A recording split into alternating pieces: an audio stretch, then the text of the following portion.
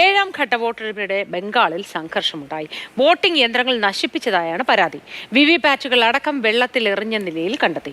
7 സംസ്ഥാനങ്ങളിലും ഒരു കേന്ദ്രഭരണ പ്രദേശത്തുമായി 57 മണ്ഡലങ്ങൾ വിധി എഴുതുന്നു.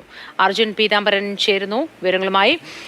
ഗുഡ് മോർണിംഗ് അർജുൻ, ഈ വിവിപാറ്റ് മെഷീനുകളൊക്കെ വെള്ളത്തിൽ എറിഞ്ഞ നിലയിൽ കണ്ടെത്തിയതുമായി ബന്ധപ്പെട്ട സംഘർഷം കെട്ടടങ്ങിയോ? ഇപ്പോൾ പോളിംഗ് നടക്കുന്ന മേഖലകളിൽ എത്രത്തോളം സുരക്ഷിതമാണ് കാര്യങ്ങൾ?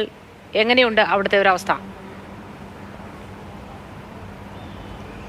മോദി, പോളിംഗിന് നിലവിൽ തടസ്സങ്ങളൊന്നും തന്നെ ഉണ്ടായിട്ടില്ല. ഈ സംഘർഷമുണ്ടായത് പശ്ചിമ ബംഗാളിലെ സൗത്ത് 24 പർഗാനാസ് എന്ന ജില്ലയിലെ ജയനഗർ ലോക്സഭാ മണ്ഡലത്തിലാണ്. അവിടെ കുൽത്തലി എന്ന് പറയുന്ന പ്രദേശത്ത് 40-ാം നമ്പർ ബൂത്തിലും 41-ാം നമ്പർ ബൂത്തിലും ചില സംഘങ്ങൾ എത്തുകയും അവരെ വോട്ട് ചെയ്യാൻ അനുവദിക്കുന്നില്ല എന്നുള്ള കാര്യം ആരോപിച്ചുകൊണ്ടുള്ളൊരു തർക്കം TMCക്കും BJPക്കും ഇടയിൽ ഉടലെടുത്തു. അതിന് പിന്നാലെയാണ് അവിടെ സൂക്ഷിച്ചിരുന്ന വിവിപാറ്റുകളും അതുപോലെ തന്നെ ഇലക്ട്രോണിക് വോട്ടിംഗ് മെഷീനുകളും സമീപത്തുണ്ടായിരുന്ന കുളത്തിലേക്ക് എറിഞ്ഞത്.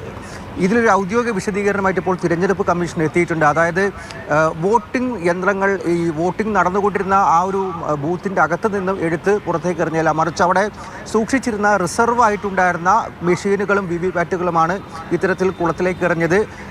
ഈ 2 ബൂത്തുകളിലും നിലവിൽ വോട്ടിംഗ് നടക്കുന്നതിന് യാതൊരു തടസ്സവുമില്ല എന്നുള്ള കാര്യമാണ് തിരഞ്ഞെടുപ്പ് കമ്മീഷൻ അറിയിച്ചിരിക്കുന്നത്. പക്ഷേ അപ്പോഴും ആ പ്രദേശത്ത് BJP തൃണമൂൽ കോൺഗ്രസിൻ്റെ ഒരു സംഘർഷം നിലനിൽക്കുന്നുണ്ട്. പ്രത്യേകിച്ചും പോളിംഗ് ഏജന്റുമാരെ കടത്തുന്നില്ല എന്നും അതുപോലെ തന്നെ ചില സംഘങ്ങളെ വോട്ട് ചെയ്യാൻ അനുവദിക്കുന്നില്ല, ബൂത്ത് കയ്യേറുന്നു തുടങ്ങിയ ആരോപണങ്ങൾ ഇരു പാർട്ടികളും അവിടെ മുന്നോട്ട് വയ്ക്കുന്നുണ്ട്. ഒപ്പം തന്നെ സന്ദേശ് കലി പോലെയുള്ള പ്രദേശങ്ങളിലും ചില ചെറിയ രീതിയിലുള്ള സംഘർഷങ്ങളും, പ്രത്യേകിച്ചും അവിടെ പെട്രോൾ ബോംബുകൾ അടക്കം കണ്ടെടുക്കുന്നു. പക്ഷേ അതെല്ലാം നേരത്തെ തന്നെ പോലീസ് കണ്ടെടുത്ത് സീൽ ചെയ്തു. കൂടുതൽ പ്രശ്നങ്ങളിലേക്കൊന്നും തന്നെ വഴിവെച്ചിട്ടില്ല. തർക്കമുണ്ടായത് ഈ കുൽത്തലി എന്ന് പറയുന്ന പ്രദേശത്താണ്. പക്ഷേ അവിടെയും വോട്ടിംഗ് പുരോഗമിക്കുന്നതിൽ യാതൊരു തടസ്സവും ഇപ്പോഴില്ല.